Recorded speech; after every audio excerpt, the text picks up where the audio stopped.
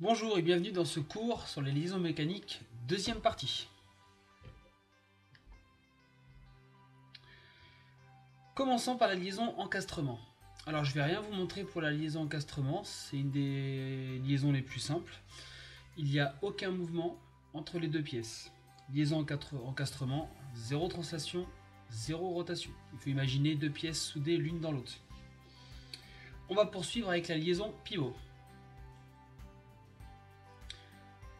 On dit qu'une liaison pivot a un axe. Ici, ça va être une liaison pivot d'axe Y. Voici son symbole. Je rappelle que les symboles des liaisons sont toujours en deux couleurs différentes. Voici le symbole en vue plane. On a une partie avec un rectangle traversé par un axe et deux arrêts pour bloquer la translation. Et de l'autre côté, un cercle avec une barre en dessous. Voici les deux symboles de la liaison pivot. En haut à gauche, vous voyez le symbole en 3 dimensions. Au niveau du tableau des mobilités, il n'y a donc pas de translation sur X, pas de translation sur Y et pas de translation sur Z. On n'a pas de rotation au niveau X, on a une rotation sur Y et 0 rotation sur Z. On a donc un degré de liberté égal à 1. Passons maintenant à la liaison glissière.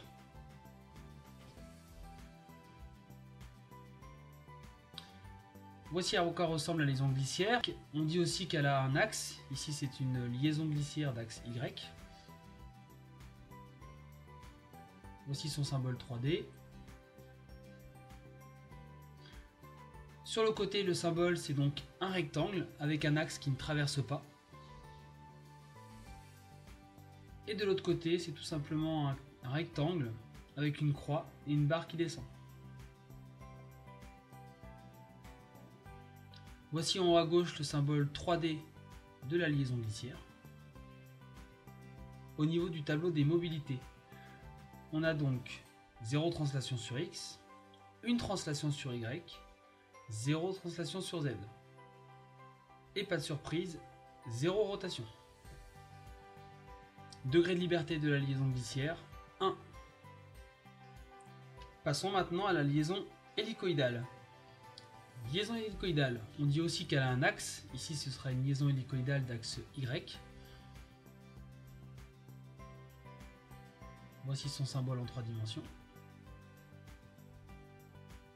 Voici le symbole donc de la liaison hélicoïdale. Pour une hélice à droite, voici le symbole. Et pour l'hélice à gauche, voilà l'autre symbole.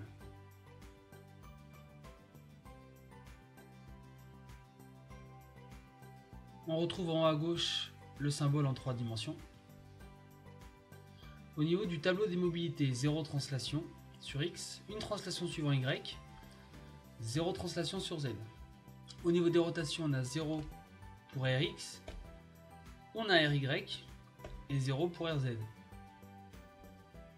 On a donc deux mouvements, Ty et Ry, mais attention, ils sont conjugués. Ici, on dit que Ty est égal à Ry fois P, P qui sera le pas, comme dans une vis. On a donc degré de liberté 1, et on n'oublie pas dans le tableau de les relier. Passons maintenant à la liaison pivot glissant. Voici maintenant la liaison pivot glissant d'axe Y.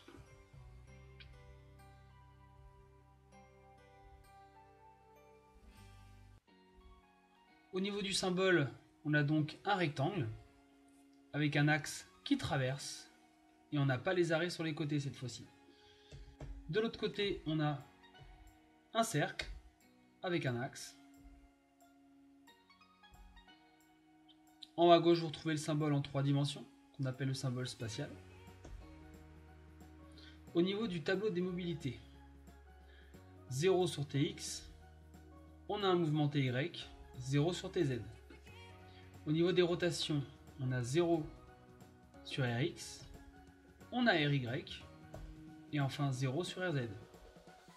On a donc une translation et une rotation qui sont totalement indépendantes. Donc pour avoir une pivot glissant, on a bien une translation et une rotation qui sont sur le même axe. Degré de liberté 2. À présent, passons à la liaison appui-plan.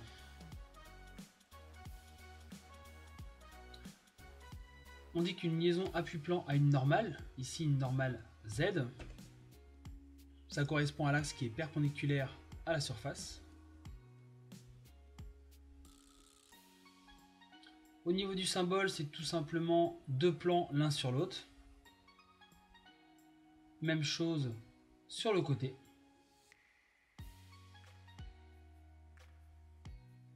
En haut à gauche, vous retrouvez le symbole spatial. Au niveau du tableau des mobilités, on a donc TX, TY et 0 sur TZ. Au niveau des rotations, on a 0 sur RX, 0 sur RY et enfin on a RZ. On a donc 3 mouvements possibles, TX, TY, 2 translations et RZ, une rotation. Degré de liberté 3. Passons maintenant à la liaison rotule. On dit qu'une liaison rotule a un centre, ici une rotule de centre A.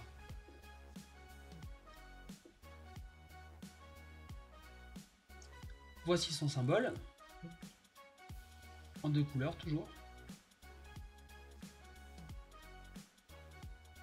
Même chose sur le côté.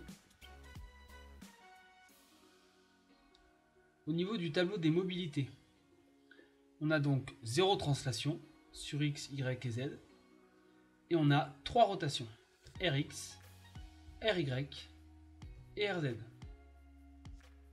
Degré de liberté de la liaison rotule, 3. Maintenant la liaison linéaire annulaire. Voici une liaison linéaire annulaire d'axe Y.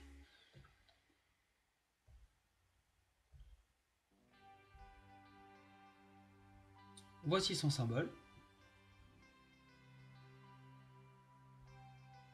Même chose de l'autre côté.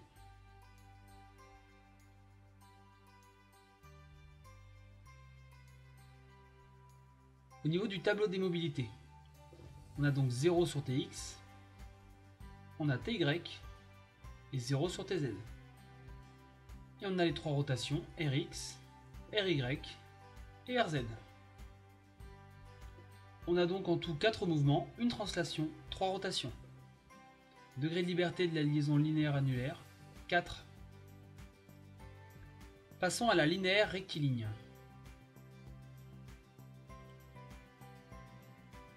Voici une liaison linéaire rectiligne. De normale Z et de direction Y.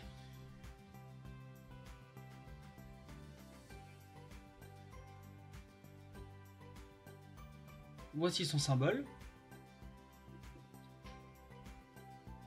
Même chose sur le côté.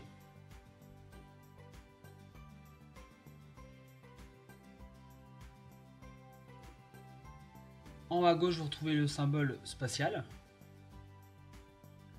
Au niveau des mouvements, on a donc TX, TY et 0 en TZ.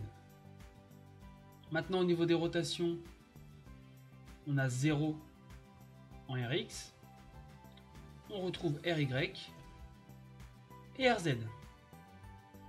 Au total, on a donc 2 translations et 2 rotations.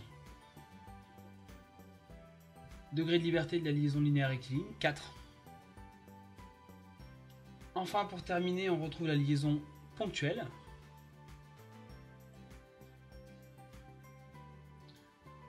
Voici une liaison ponctuelle de normale Z.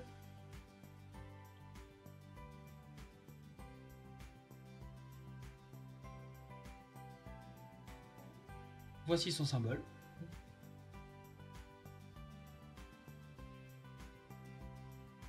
Même chose sur l'autre côté.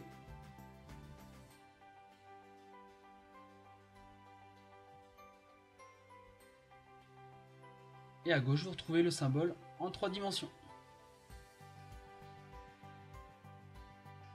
Degré de liberté, on a donc TX, TY et 0 en TZ. Et on retrouve nos 3 rotations RX, RY et RZ. Au final, on a 2 translations, 3 rotations. Degré de liberté de la liaison ponctuelle, 5. Voilà, la deuxième partie du cours sur les liaisons mécaniques est maintenant terminée. Merci de l'avoir suivi, à bientôt.